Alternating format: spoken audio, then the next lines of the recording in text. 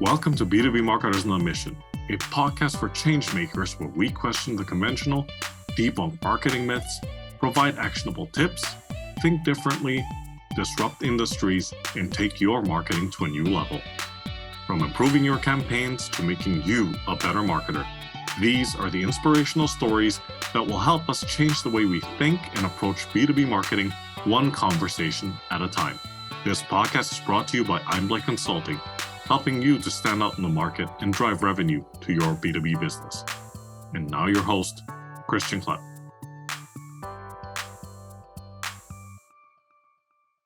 Okay, welcome everyone to this episode of B2B Marketers on a Mission. This is the show where we help you to question the conventional, think differently, disrupt your industry, and take your marketing to new heights. This is your host, Christian Klepp, and today I'm joined by someone on a mission to provide innovative solutions to businesses around the world to help them run their in-person, virtual, and hybrid events. So coming to us from Oakville, Canada, Mr. Muhammad Younas. Welcome to the show, sir. Thank you, Christian. Thank you for having me today on the show.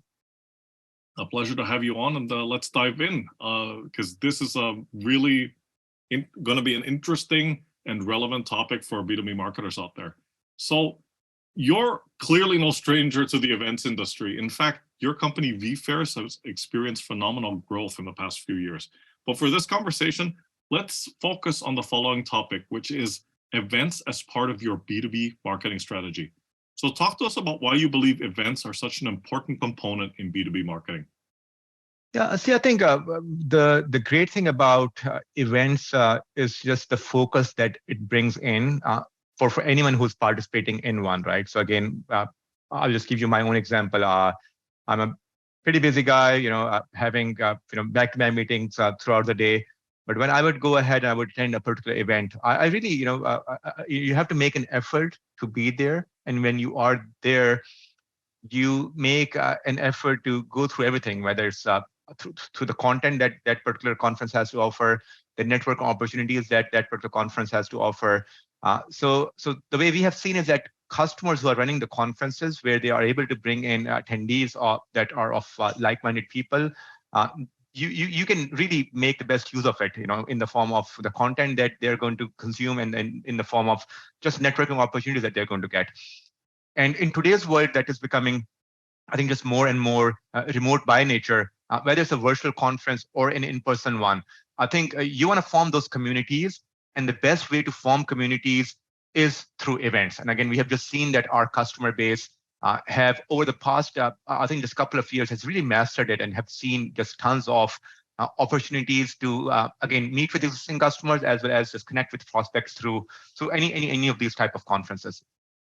Yeah, no, that's incredibly interesting. And I mean, part of the reason, I suppose, why your company has experienced growth is because the world has changed, short of stating the obvious, right? Absolutely. The way that customers have behave have changed, the way that they consume content has changed, the way they make buying decisions has changed. So it's a combination of all of these. But I bring that up because it's such a great segue into the next question, which I'm sure you will have no problem answering. Talk to us about the mistakes and misconceptions you've seen when it comes to incorporating events into the marketing mix, and what should be done to address these? Yeah, I think for me, the biggest thing with any event is that it needs to be fully aligned with the overall business objectives. Like, why are you even running that event to begin with?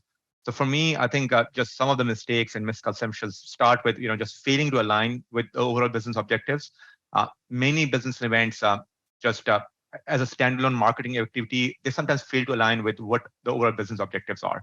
So I always try to tell our customers that, okay, let us just first discuss what your overall KPIs are, what your overall business objectives are, what your company OKRs are, and then let's plan for an event that really align well with that goal. So failing to align events with overall business objective, I just see that as just a mistake that once in a while some of the event planners just go through.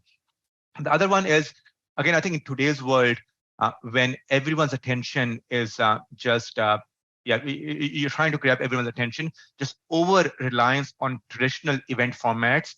I've seen that sometimes it does not work well. We all have to be a bit more innovative. We all have to be a bit more agile and we have to see like what exactly our attendees are looking for now. So for example, maybe 5 years back, a conference can purely be just one way. You come and you consume content, and that would have been okay because people were not, let's say, short of networking opportunities at work, at a lot of other places. But nowadays, in many ways, any event is both about content. Great content will drive attendance, but it's also just one of the only few days or weeks when people might get those networking opportunities, because some of those people might be working from home and they are just just really kind of they're struggling with having those business related networking opportunities otherwise. So I think just don't rely on traditional event formats, just be creative and see what works now. The third one I would say is that just lack of integration with other marketing channels. I have seen that just people, they might just have few channels that they really mastered pre-pandemic, and would have been maybe able to do a press release, maybe I'll send out an email blast and so forth. But now with social media and email marketing and LinkedIn and TikTok, etc., you need to make sure that you are using all the different channels to really market your event. Don't limit yourself to just only few mediums that you historically have been used of. And the last one is just failing to measure and analyze event performance. So many businesses, I feel that they fail to measure, analyze performance of events, making it very difficult to assess the ROI and identify the areas of improvement. And again, this can result in wasteful resources and missed opportunities for future events. And hence, I am of the opinion that make use of the event tech, make use of the technology that's available now for both in-person events and virtual events, that allows you to measure and analyze event performance at all times. And I just feel that not doing that would be a mistake. Which historically speaking, people were events industry in general were not very much tech friendly. Again, 5 years back, 7 years back. But after the pandemic, everyone is used to tech, and everyone now should make use of that to again properly track the event performance. Absolutely. Those are some really great points. Thanks for sharing those. I'd like to go back to two things that you mentioned and dig a little bit deeper, if I may. So I think that you mentioned one point about lack of integration of the different channels, and we all know, and you pointed it out in the past couple of minutes, about embracing the digital aspect of events. Can you talk to us a little bit more about that? Like, what are the differences that you've seen, like pre and post pandemic? Sure. So the way I see it is that events industry have seen these three these three different, I would say, eras. Pre-pandemic, mostly all of the events were in person. Mostly, even though we have been doing virtual events for almost 6-7 years, but I would say like 99% of the conferences still used to happen purely in person. So that was pre-pandemic. During pandemic, almost the same 99% of the events were purely virtual, right? Now, late 2022, 2023 onwards, it is a mixture of both. There are some virtual because there are some types of conferences that are just well suited for virtual ones to begin with. For example, we work with tons of universities where previously hundreds and thousands of employees used to go and attend job fairs in person with these universities. Now, job fairs in general, whether it's with universities or of a particular city, etc., have gone virtually. Most of the people are hiring virtually. Most of the people do work remotely. And hence, as a result of that, that particular segment has gone just virtually.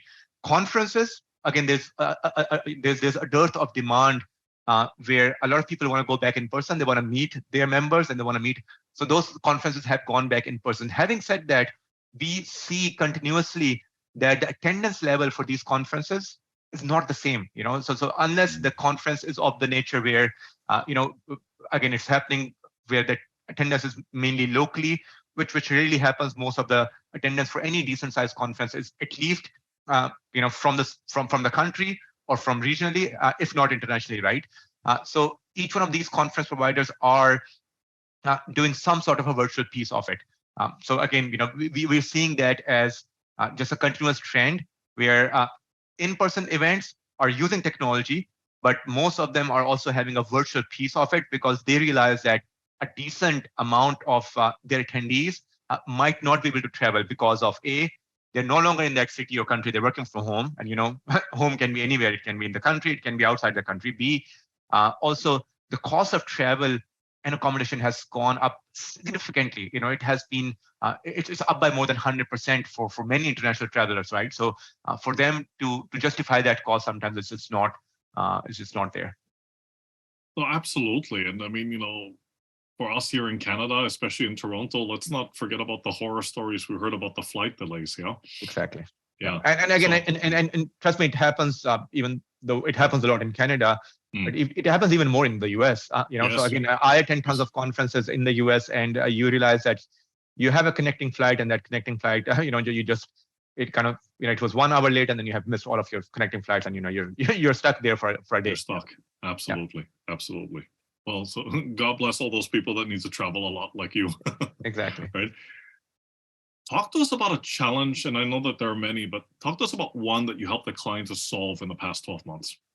So I think I can maybe quickly tell two because they are just for different use cases. So I think one of our customers, just recent customers, is American Educational Research Association. So they run one of the biggest conferences out there in the US, and just again, they were facing a similar challenge where a couple of years back they were doing a virtual conference, maybe with a certain provider. It didn't go well.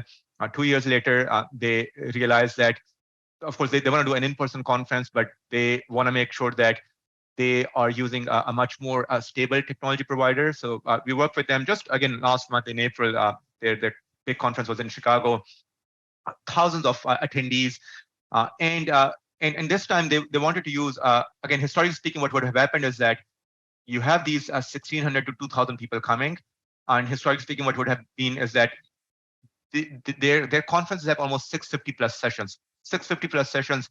Trying to print the agenda of that would have meant that you would have had, I know, like almost one big full auditorium room of just the agenda, because it would have been a booklet printing 650 pages, and then for those attendees to carry on those 650 pages all around the different conferences, right?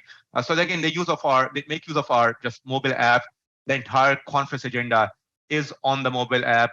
People can create their own agenda, which sessions they're going to attend, where exactly those sessions are happening. Is it happening in this hotel, this room, versus another hotel, another room? And just a very seamless experience. Now, again, those of you who don't know about this conference, it happens in almost 6 to 7 different hotels, right? So many times what would have happened is that by the time you go from one session to the other that you want to attend, in that session, you might not have enough seats for you to even sit. But now, just because the technology is there, the same session is now streamed live on the mobile app. So even if you're not getting a seat over there, you can actually access it through your mobile phone on the go. You can see who are the other people who are attending that particular event, so you can book meetings with them. You can go ahead and also go ahead and have appointments booked with the event organizers and so forth. So just again, just the use of technology allowed them to be a lot more efficient. That's one piece of it, which is again, a couple of thousand people are there attending the event.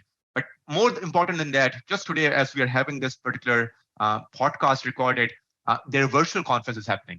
So 2 weeks earlier, they did an in-person event. Almost a couple of thousand people attended there in Chicago.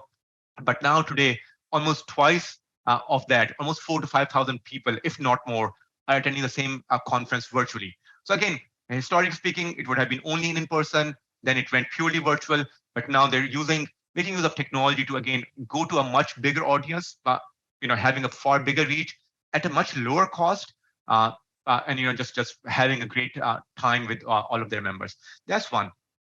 We also work with Tulare County Office of Education. So this is again part of the government of California, and what those of you who are new to this topic, but there's a huge teachers shortage in California, and it's very hard to find teachers in California. So again, what they are doing is that they're doing virtual job fairs using our technology, which is trying to connect districts with teachers across the country who want to become teacher and have an employment in California, and they have been doing that. They started with one, but now they almost run a dozen of them in a year, and even those are becoming less for them to fulfill the overall teachers shortage that's happening in California. And they're also doing in-person events, which is again trying to connect with a local district, a local kind of a school or college who want to hire teachers, and just making use of our technology to help connect teachers with these districts. So just again, two of those examples, have hundreds of those on our website. But for the audience, I think just these would be good enough. Yeah, no, more than good enough, I would say. Yeah. Wow, thanks for sharing those. No, a couple of things that I heard you say, and I think these are incredible. With all this technology, or because of technology, it's opened the doors to new opportunities that I would even say pre-pandemic might have already been there, but not at this scale, right? So for example, the virtual events, so in terms of like definitely bigger coverage, it gives guests that are unable to attend the in-person events an opportunity to attend, so they can actually scale this, right? Yeah. And that's incredible. And I think the one that you mentioned with the sessions being held in different hotels, and how that in person would have been such a logistics nightmare, and how that became a little bit more seamless with the app and with the platform and with this technology. I mean, it's incredible just thinking about it. Absolutely, yeah. Right. No, again, I see the great thing about just that conference itself was, as people figured it out, and they were there in the conference, people were just, they were on Twitter, they were saying, oh, by the way, just having a great time attending this conference. Kudos to whoever found vFairs to, again, put all of those conference topics and the agenda and everything as on the mobile app. So again, the audience was, again, mesmerized of how technology can make, again, a really complex event. So it's a huge conference, not an easy one, but just again, seamless when you use the technology to help solve those problems.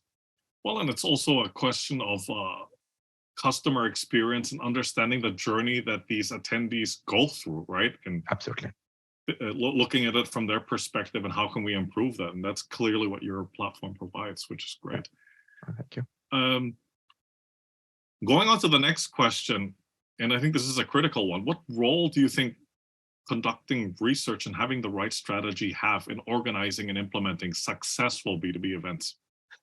I think, see, research and just the right strategy is critical, I would say, to organizing and implementing any successful B2B event. I think for me, research starts just first of all identifying the right target audience. Just understanding the target audience is critical for successful event planning. And research will always help you identify the needs, the preferences, and the pain points of the target audience. So for me, that's always a key. Unless you really do that, you don't know what you're trying to solve. And for me, and who you're trying to solve, right? So who you're trying to solve, finding out their target audience, what they really care about it, what their needs are, what their preferences are, what their pain points are, is for me the key. Once you have done that, then again, through research and having the right strategy, you need to identify just the right format and the right content for that B2B event as well. What exactly that particular target audience cares for. Is it the content? And if yes, what should be the nature of that content? What should be the format of that content? Is it more of one way, which is someone is giving a lecture and they're just consuming that, or it is more of interactive, where again it's more of a roundtable discussion or a panel discussion. So those things are important. And just again a strategy to ensure that it is an effective event. It's a cohesive event, right? So just having a strategy to kind of really finding the right vendors, finding the right venue, making sure that the logistics are all there. Having a strategy for that is extremely important. And I always say that running an event is a really stressful job, and it's really, really hard. You spend days, weeks, if not months, really for that 1, 2, or 3 days. And I think sometimes just people lose track of making sure that all of those things are important, which is the hotel is important, accommodation is important, the vendor is important, the content, the speakers, the exhibitors, I can go on, so it's a checklist of 100 things.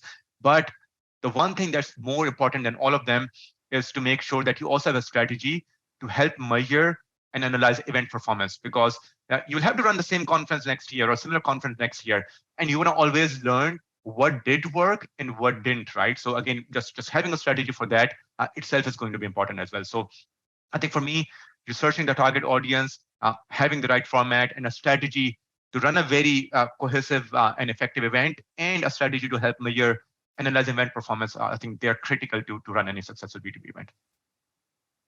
Absolutely, absolutely. And I'm glad you brought that up, because that's such a great segue into the next question, which was something I was going to ask you earlier, because you brought up one of the mistakes which was failing to measure and analyze performance. So you cannot really avoid the topic of data when it comes to events, right? So talk to us about how you believe B2B marketers can maximize opportunities before, during, and after events. I think that's a brilliant question. See, for me, again, data is critical component of a successful event marketing. So before the event, I would say it's really first for identifying the target audience. Using data and analytics, B2B marketers should identify and target specific attendees who are most likely to engage with that event, with that brand, with that product or service for whom they're running that particular event for, right? So that's for me is a key. Then the next thing is, once you have identified that target audience, you need to have a personalized outreach, kind of a strategy. Again, use data. By leveraging data, marketers should prioritize and personalize their outreach to attendees and create more relevant and engaging messaging for them. And as a result of that, just again use the data to also optimize the event promotion. See, before the event, it's really about how can you target the right audience, reach out to them in a personalized manner, and and really kind of create the hype about that particular event, right? Because you always need those people to RSVP for the event. People need to know who else is coming, and hence that event promotion becomes the key. And using data, you can also figure it out which marketing medium is also working out for you. Now, during the event itself, it is about collecting data as much as you can, right? So first of all, it's about collecting the attendee data. Who are these people who are coming? Again, their contact details, because if you want to share it with other attendees who want to connect with them, or other exhibitors or sponsors who want to connect with them, you want to make sure that that's done properly. The other thing is, again, having a personalized attendee experience. Not everyone want to have a similar experience. If there are 1,000 people coming, they all have many times their different preferences of why they're coming over there. The ability for an attendee to have a personalized experience in a particular event, whether in person or virtual, is key. And again, by collecting data, marketers can personalize the event experience and create more relevant and engaging content and plan activities for those particular set of attendees.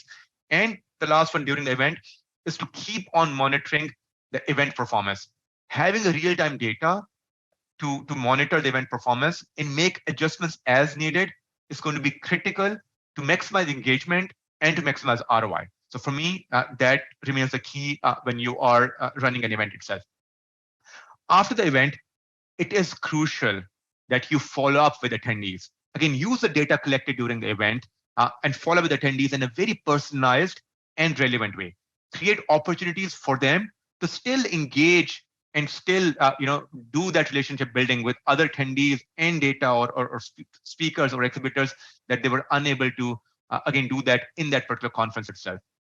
Again, similarly, after the event, measure and analyze event performance. Go back, look at the data, see what happened during the event and before the event, and using that, again, create areas of improvement, identify those areas of improvement for yourself of how you're going to be a better planner for next year.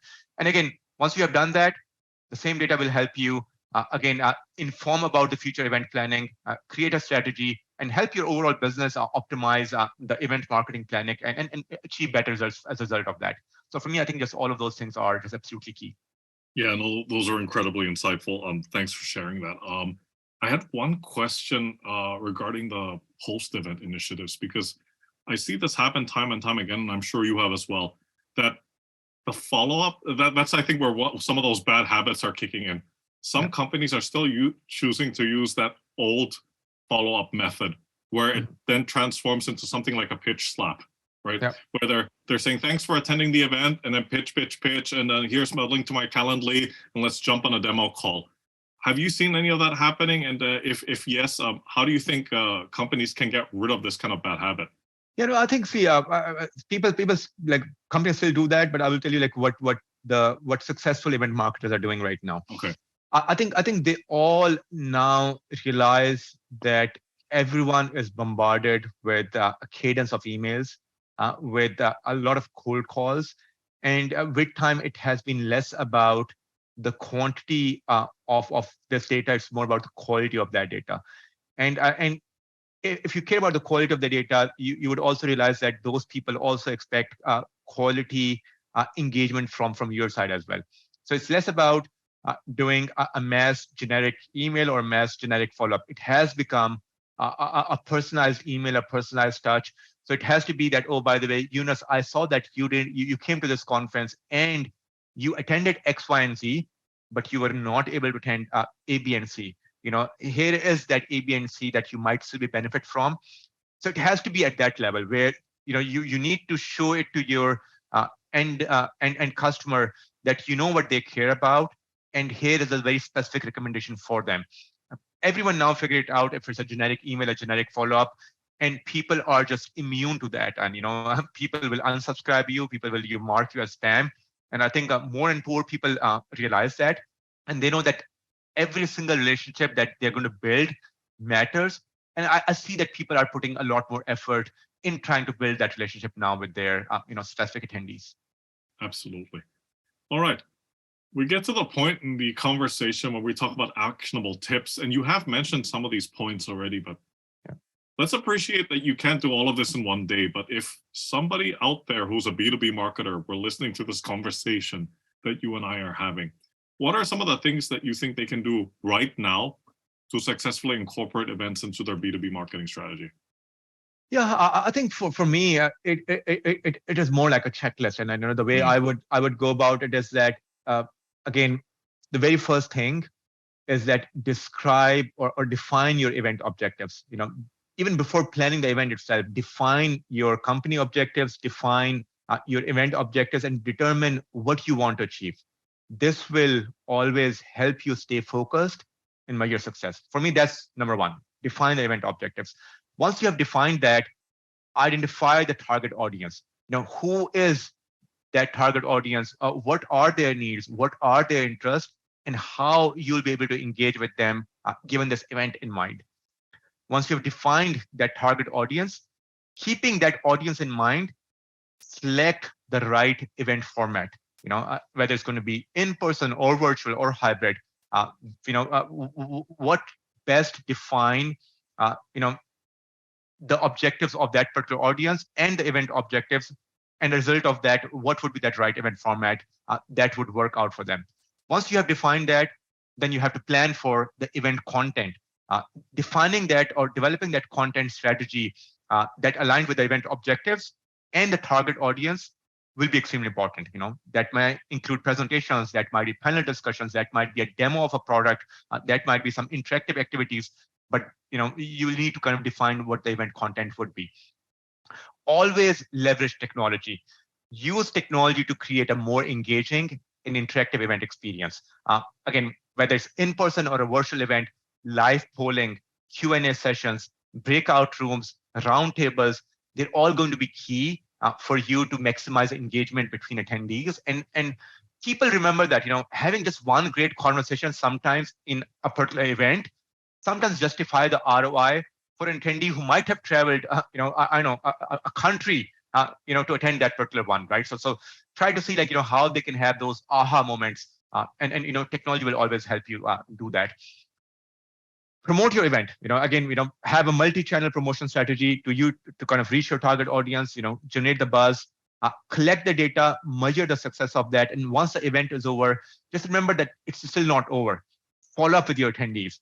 Follow up with them to keep continuing the conversation, nurture the relationship, because even after the event, a lot still goes on. And, you need to make sure that, I'm sure you would be tired, you need some time, but don't ignore the follow-up. Follow-up will get you sometimes the bigger result than the event itself. So make use of that.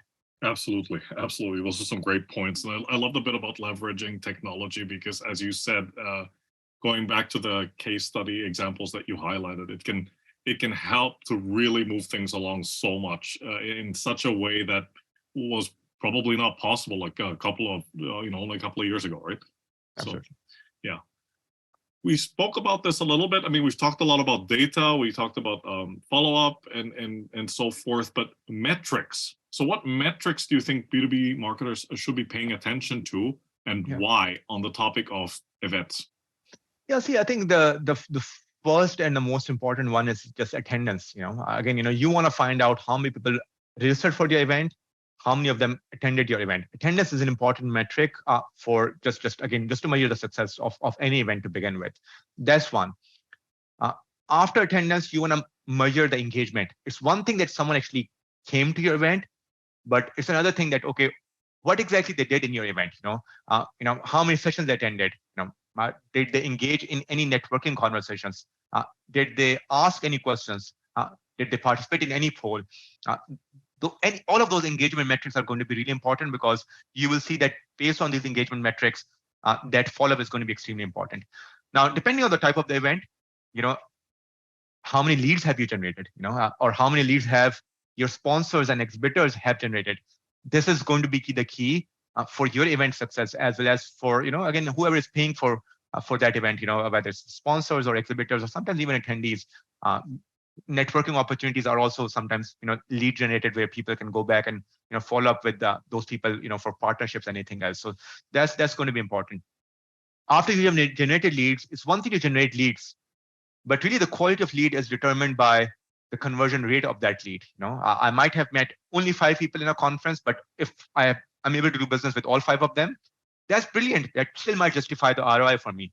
Versus in another conference, I might have met 100 people, but if I'm unable to do business with any of them, for me, that's a failure, right? So again, measure the leads, but also measure the conversion rate. That typically requires you to follow up, immensely after the conference is over.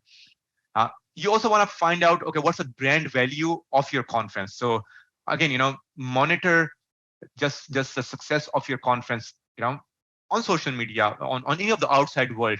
You want to see, like, how much brand value your conference has got, and your speakers have got, and your exhibitors have got, and so forth. And in the end, you want to see the ROI. What was the cost per attendee? What was the cost per sponsor? How much money it took you to kind of run that conference, and how much money you have recovered, right? So just knowing that ROI, not just for yourself, of course, that's going to be the key, but for everyone who participated in it, whether it was an attendee, did they get their ROI? Sponsors, did they get their ROI? Exhibitors, did they get their ROI? Knowing and measuring success for each one of them is just going to be the key as well. Yeah, that's absolutely right. That's absolutely right. Moving on to the next question. Okay, now you need to get up on your soapbox. It's a Yeah. status quo that you passionately disagree with, and why?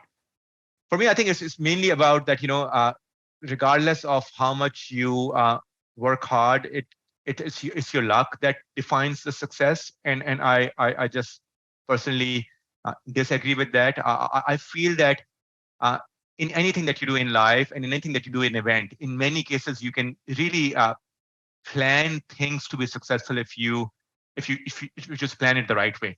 Luck matters, and it matters in anything.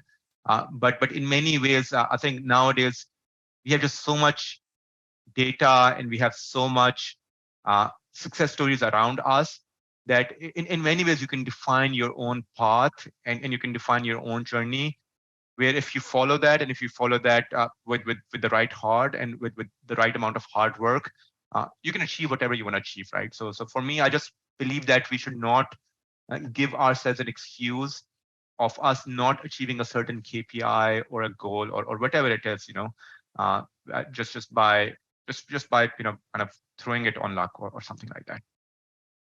Absolutely, absolutely. That's such a great answer. Totally agree with that. Jonas, thank you so much for coming on the show and for sharing your experience and expertise with the listeners. So please tell us a little about yourself and how people can get in touch with you. And, we spoke a little bit before I hit the record button, and you are definitely somebody that has an international background, and, you've worked in different parts of the world as well. Yeah.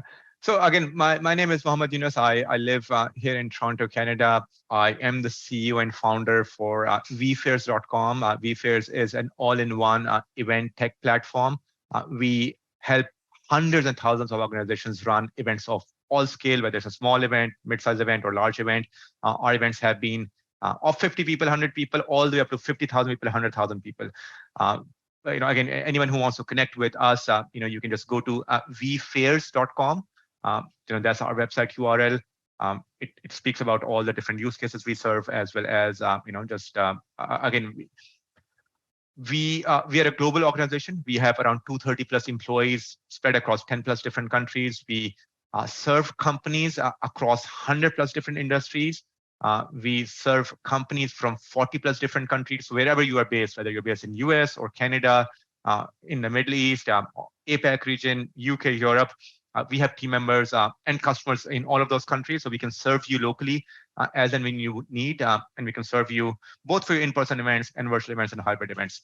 Again, I'm just an email away. My email address is Younas, which is Younas at vfairs.com. And again, if anyone wants to connect with us for anything, whether it's just a suggestion or how we can support you for your event, I'll be more than honored to do so. Fantastic. Younas, once again, thank you so much for your time. Take care, stay safe, and talk to you soon. Thanks, Christian. Okay, bye for now.